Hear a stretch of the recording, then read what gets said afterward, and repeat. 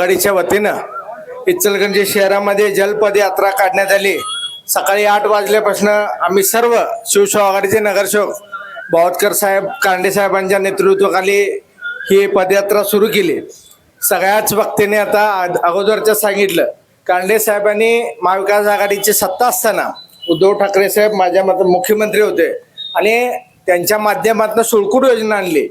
सुळकूट योजनेचं श्रेय मदन कांडे झालं तर मदन कांडे साहेबांना जाईल, म्हणून फक्त सुळकूट योजनेला साईड करायचं काम या सत्ताधाऱ्यांच्या कडून चाललेलं आहे। आणि आपण सगळे सुज्ञ नागरिक आहे। एकदा वारणा योजनेचा आपण पाण्यासाठी प्रयत्न केला, त्याच्यासाठी पैसे खर्च केले, त्यावेळेला तिथनं विरोध झाला। विरोध कुणी केला? विरोध कुणी करायला लावला?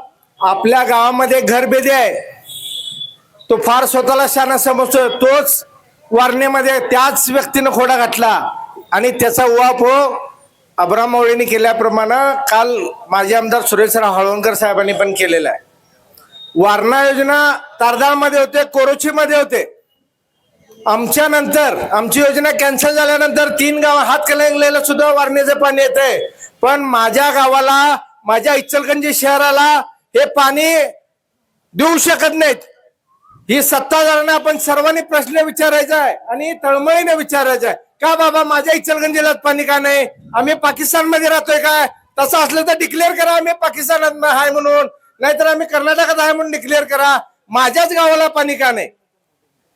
श्रेयवादासाठी हे घरानं कायमच मलाबादे साहेबांना पण तशीच अडचण केली, वारणा आली हळवणकर साहेबांना तशीच अडचण केली, सुळकूट योजना आणली कांडे साहेबांनी। या वेळेला आपण ते श्रेय जाते म्हणून या सुळकूटमध्ये खोडा घालायचं काम चाललंय। काही आता डोकं लावा लागलेत की इथनं पाणी आणायचं, तो सुद्धा उद्भव बदलायचं काम त्यांच्या हातून चाललेलं आहे। आपण सगळे नागरिक तळमळीनं इथे बसलेल्या सर्वांना माझी विनंती आहे, हे पाणी आपण आपल्यासाठी मागत नाही, हे आपण पाणी आपल्या इचलकरंजी शहरासाठी मागतोय।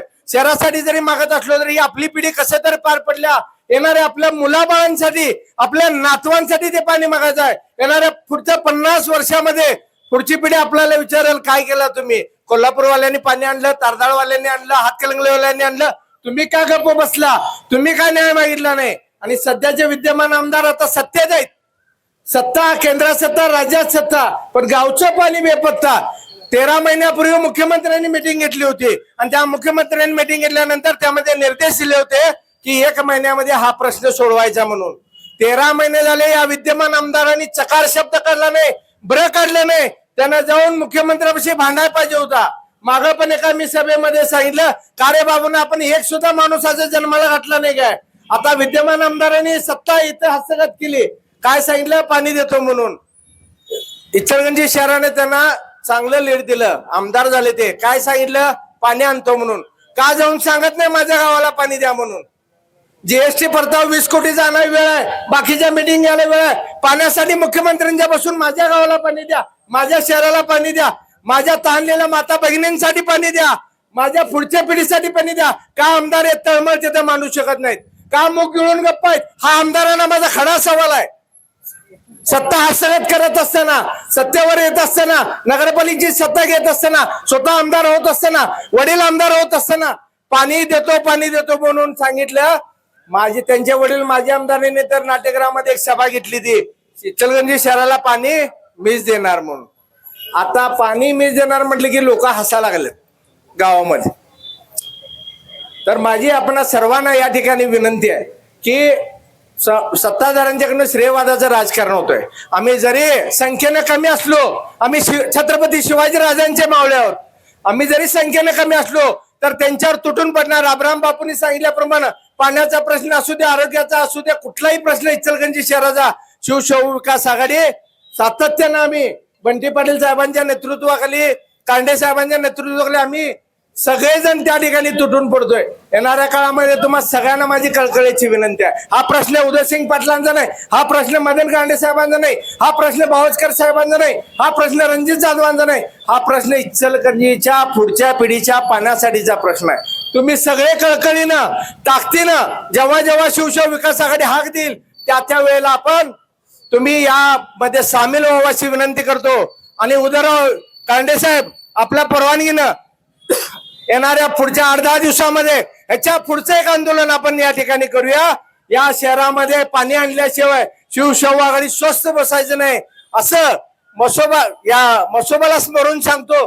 जोपर्यंत इचलकरंजीला पाणी येत नाही तोपर्यंत स्टेजवरचे सगळी मंडळी आणि शिवसेना विकास आघाडी बंटी पाटील साहेबांनी कांडे साहेबांच्या नेतृत्वाखाली आम्ही लढत राहणार जोपर्यंत इचलकरंजी शहराला शुद्ध आणि मुबलक पाणी येत नाही. माझी तुम्हाला पुन्हा एकदा सर्वांना विनंती आहे की आपण सर्वांनी या पाण्याच्या लढ्यामध्ये आमचं आता राजकारणाचा आब्राम बापन सांगितलं कुणाचा विषय नाही. नगरपालिका सपल्या, विधानसभा सपल्या, सगळा इलेक्शन झालेलं आहे. आमची तळमळ या गावातल्या माता बहिणींसाठी लागणाऱ्या पाण्यासाठी आहे, पुढच्या पिढीच्या पाण्यासाठी आहे. यात राजकीय काही नाही आहे. आणि एवढं सगळं चाललेलं असताना एक किस्सा तुम्हाला सांगतो. लखनौची एक पोरगी पंचगंगेमध्ये मासे मेलेला फोटो एका इंग्लिश पेपरला आला. तो पेपरमध्ये फोटो घेऊन ती हरित न्यायालयात तिने दाद मागितली. लखनौची पोरगी आणि त्या पोरगीने दाद मागितल्यानंतर कोर्टानं महाराष्ट्र सरकारला पार्टी करून इथं पाणी शुद्धीकरणाचा 600 MLDचा ZLD प्रकल्प करायसाठी कोर्टाने निर्देश दिले त्या ठिकाणी. पण लखनौची पोरगी साध्या पेपरमध्ये बघून त्या ठिकाणी ZLD प्रकल्प मंजूर होतोय. त्या पोरगीला पंचगंगेची काळजी. बरं माझ्या आमदारांनी बाबा आम्ही उन्हात अनात फिरवलो, चेहरा करपलं दिसत नाही का त्याला.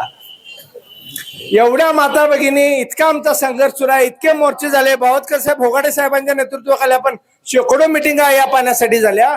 या विद्यमान आमदारांना दिसत नाही काय? मग सत्ता तुमची काय चाटायची आहे काय? केंद्रात सत्ता, राज्यात सत्ता, नगरपालिकेत सत्ता घे, महापालिकेत सत्ता घेतला, मग तुमच्या सत्तेचं करायचं काय? जर माझ्या माता बहिणींसाठी पाण्यासाठी जर त्याचा उपयोग होत नसेल तर आमदारांनी तात्काळ राजीनामा दिला पाहिजे. आणि येणाऱ्या काळात आमदारांना या शिवसेना आघाडीच्या वतीनं मी त्यांना अशी विनंती पण करतो की तात्काळ चुळकूड योजनेचा प्रश्न मार्गी लावा. आणि जर चुकून उद्भव जर बदलायचं काम केलं तर या गावाशी तुम्ही प्रतारणा करता असं होईल. कल्लाप्पा नावाडेने जे काम केलं लोकांसाठी ते प्रामाणिक केलं. आत्ताचे जे काम चाललंय दत्ताजीराव कदमांनी त्यांना शिकवलं होतं. कल्लाप्पा नावाड्यांना त्यांच्या तालमीत ते तयार झाले होते म्हणून त्यांचं काम सगळं प्रामाणिक होतं नागरिकांच्या प्रती. त्यांचा तुम्ही वारसायचा काम करत असताना या इचलकरंजीचा उद्भव बदलून जर उद्भव बदलला तर खाली मान घालून जिल्ह्यात फिरायला लागला आम्हाला सगळ्या नागरिकांना. त्यामुळं सुळकूड योजना तुम्ही तात्काळ मंजूर करा. मुख्यमंत्र्यांच्या पेक्षा तात्काळ मिटिंग लावा. या सत्तेचा तुम्ही उपयोग करून घ्या आणि इचलकरंजी शहराला पाणी द्या एवढीच विनंती करतो आणि थांबतो. जय हिंद, जय महाराष्ट्र. यानंतर सयाजी चव्हाण साहेब बोलतील.